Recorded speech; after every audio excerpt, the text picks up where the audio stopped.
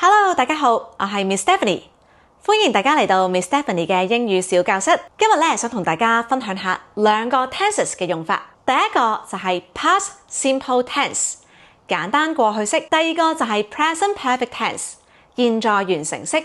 好多時候咧上堂嘅時候，同學仔都會問我 Miss Stephanie， 究竟呢兩個 tenses 有啲咩分別啊？咁所以今日咧就想拍條影片同大家分享下呢兩個 tenses 嘅最大嘅分別。首先講一講 past simple tense， 簡單過去式。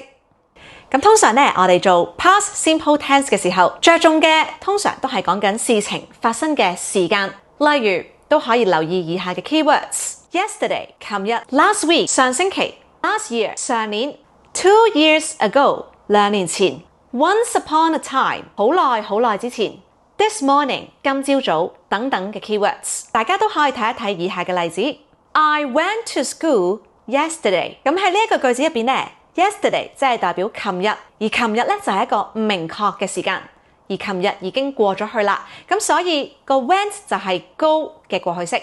第二個例子 ，I ate breakfast this morning。咁呢一個句子入邊咧 ，this morning 就係一個明確嘅時間。今朝早我食咗早餐。咁所以啦，如果我哋做 tenses 嘅時候，句子入邊有一啲明確嘅時間，例如頭先我所講嘅全部嘅 keywords 啦，咁嘅話我哋就會用 past simple tense， 簡單過去式。好，咁我哋就講一講 present perfect tense， 現在完成式嘅用法啦。咁通常咧 present perfect tense 嘅格式都係 has、have 再加 past participle。has 會用喺 he、she、it 後面嘅，而 have 咧就會用喺I, you, we, they 後面。咁 present perfect tense 我簡稱為 PP tense。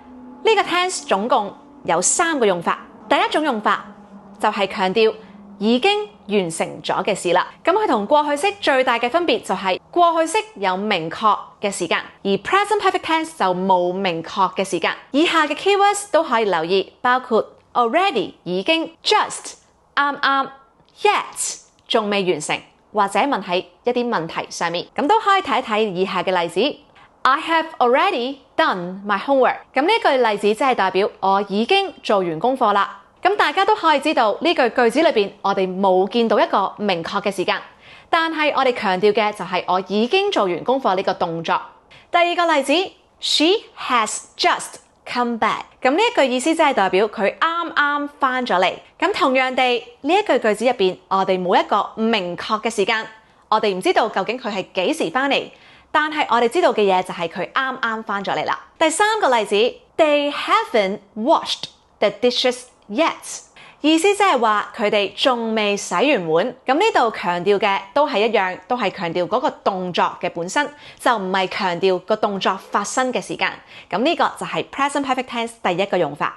而 present perfect tense 第二個用法就係講緊一啲事情由以前直到而家為止仍然發生緊嘅。咁大家都可以留意一啲 keywords， 例如 since 中文可以叫做自從， for 中文亦都可以叫做維持一個時段。咁例子例如係 I have been a teacher since last year， 中文即係話自從上年我就成為咗老師啦，直到而家我仲係一位老師嚟嘅。第二個例子 She has lived in Hong Kong for 5 years。 咁中文即係代表咧，佢喺香港已經住咗5年啦，直到而家都仲住緊嘅。咁嘅話咧，我哋就會用 present perfect tense。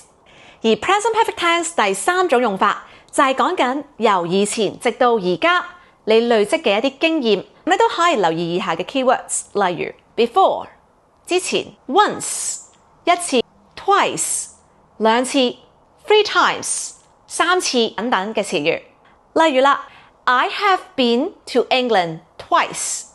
呢度嘅中文意思即係代表咧，我去過英國2次，由以前直到而家為止，我去過英國2次。咁呢個就係強調緊我由以前直到而家做過嘅一啲事或者一啲經驗啦。第二個例子 She has never visited Ocean Park before。 咁呢度真係講緊咧，由之前直到而家為止，佢從來都未去過海洋公園嘅。咁所以第三種用法喺由以前直到而家累積嘅一啲經驗同埋一啲次數等等。咁最後咧都可以同大家咧做下少少嘅測驗啦。咁大家都可以咧 pause 咗個熒幕，然後睇下以下嘅例子。第一條 She walked to the store yesterday。咁呢一個句子入邊咧有 yesterday 呢個詞語，即係琴日，咁所以我哋有個明確時間，應該用過去式。第二個例子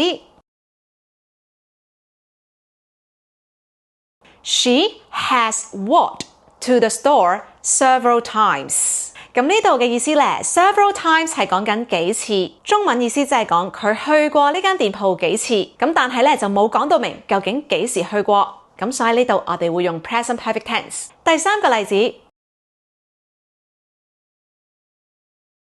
，They finished the homework last night。咁呢一個例子裏邊咧有 last night 呢個詞語 ，last night 係琴晚，係一個明確嘅時間嚟嘅，所以應該用過去式。第四個例子。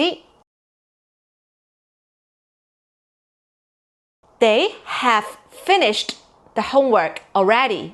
咁呢一度咧，我哋會見到 already 呢個詞語 ，already 即係代表已經，佢哋已經完成功課，但係冇講到明佢哋幾時完成，咁所以應該用 present perfect tense。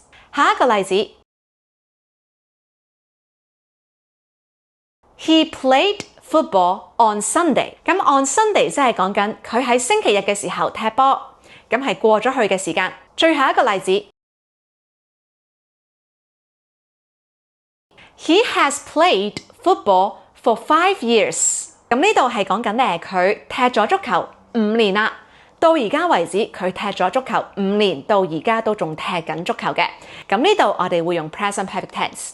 咁希望呢條影片都可以幫助到大家分辨 past tense 同埋 present perfect tense， 學識呢兩種 tenses 最大嘅分別同埋佢嘅用法。咁如果大家對於我嘅課程有任何查詢，都可以歡迎隨時 WhatsApp 聯絡我，或者都可以喺樓下留言話俾我聽你有嘅問題。咁我哋喺下一條片再見大家，拜。